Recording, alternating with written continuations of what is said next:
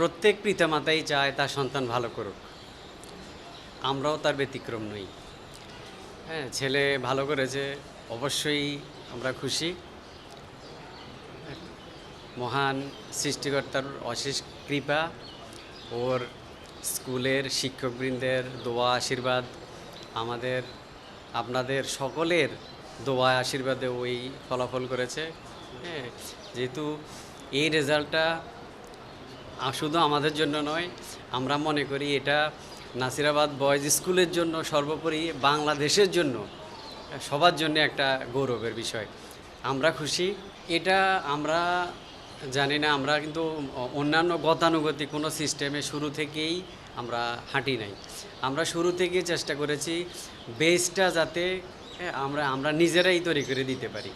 সেই ক্ষেত্রে আমরা নিজেরাই ক্লাস 5 পর্যন্ত আমরা কোনো বাইরের টিচার কারো কাছে আমরা দিইনি।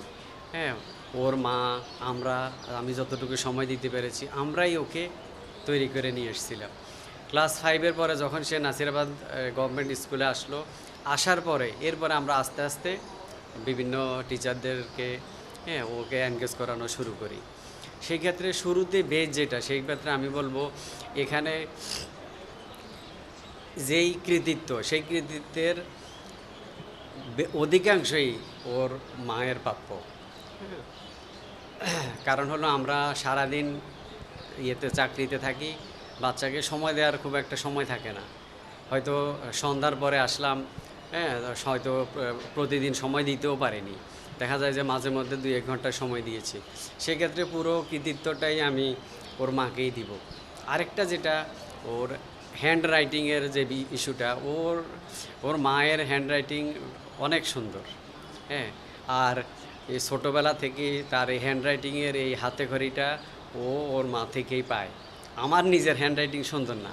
হ্যাঁ, সেই ক্ষেত্রে ওর এই যে হ্যান্ড রাইটিংয়ের কৃতিত্বটা ওর মায়েরই বলবো আমি। ছেলেকে কোথায় দেখতে চাই বা কী হিসাবে দেখতে চাই, এটার ক্ষেত্রে আমার যেটা ওর কাছে চাওয়া, সেটা হলো ও কি ডাক্তার হবে না ইঞ্জিনিয়ার হবে, শিল্পপতি হবে না কি হবে, সেটা পরের বিষয়।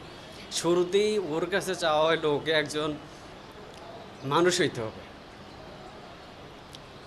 আর যদি সুযোগ পায় তা সেক্ষেত্রে মানুষের সেবা করতে হবে, দেশের সেবা করতে হবে।